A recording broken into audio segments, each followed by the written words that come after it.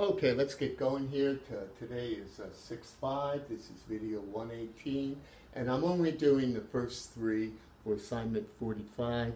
And notice I did number 1 because we've gone over that again and again. For those kids who are working, that's the answer. Again, you can FOIL it. I'm going to do that. This times this. The 7 goes into the 5x goes into 35x, 7x times.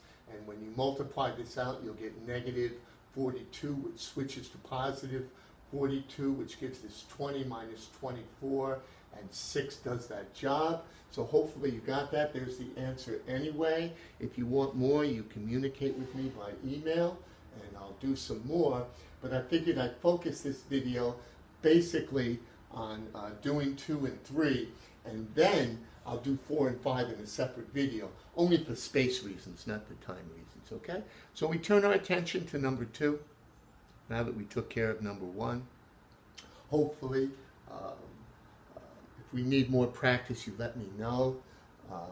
Here we are, and I have to divide this into this, and we said yesterday that just this has 4 terms, so maybe it's a little more complicated for people. You definitely have to keep an eye on what you're doing. Notice that it's the x squared that works. That is, that matches that. Or if you like, 2x divided by 6x cubed is 3x squared. And then you multiply here and you get negative 9x squared. Okay, so there's your first step. And the math requires that you get a 0 remainder as you work left to right, as I've said so many times. Got to forget to take the opposites here. Can't forget that. And positive 9, negative 1 is positive 8. So you got 8x squared. And don't forget to immediately bring this down. Okay, that could be a problem maybe for some kids. Don't leave this hanging around up here. Bring it down. If you like, you can bring down the 3. I prefer to go by 2s. But make sure you don't forget to do that. Now, this goes into this, and we do the math. 2x goes into 8x squared, positive 4x times. You can divide it or multiply it, which is the method that I prefer. I told you that. And whatever this is, it is, just as before. But now we see there's that extra step. There's the extra term that has to be taken care of. So this is going to end up being a binomial times a trinomial equals this polynomial cubic polynomial, as I just said. Okay? So there are the opposites. Okay?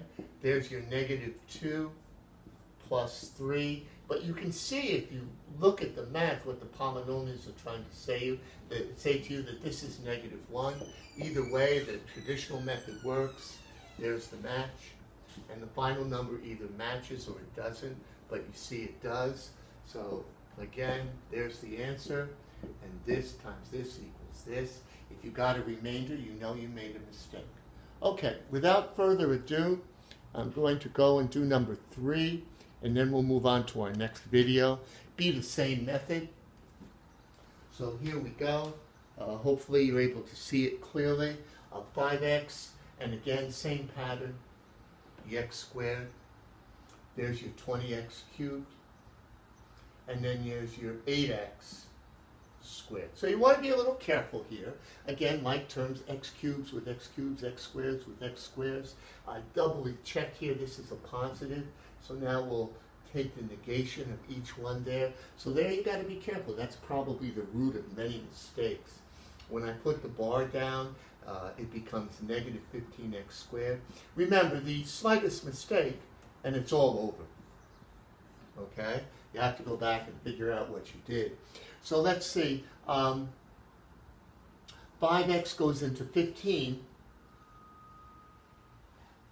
negative 15x squared, negative 3 times, negative 3x times, excuse me. So there's negative 15x squared. And now I multiply back like I'm supposed to do, and I get negative 3x times 2, and I get negative 6x. So there's room for mistakes here. Anybody, reasonable person, could make a mistake. So you work it out, and if you make a mistake, it was probably with the signs or you didn't bring something down. Okay? So there's the opposite, And there's the opposite. So there's the 0. And now it's very careful here. It was negative that became positive. So this becomes 10x. And of course, I can't forget the humble 4. And 5 goes into 10x 2 times. There's the 2 there. And 2 times 2 is 4. There's the match. And when I take the opposites, there's the 0. So that's how to do it. Here, let me bring this all the way down there. Okay? So I'll give you more, including some tough ones like number 5. They're not really tough. They're just a little more challenging. And usually they're more challenging if you're missing a power, if you're missing a degree. And I've seen some tough problems on the regions. But it all depends on your math teacher, how far they want to take all this stuff. I mean, we're not going to take it that far. We're just showing that it works, you get a remainder of 0, and that the polynomials can be treated just like numbers. That's the basic point. Okay, so we'll get right to the next video, where we'll do number 4 and 5. So I don't spend all my time erasing and chattering.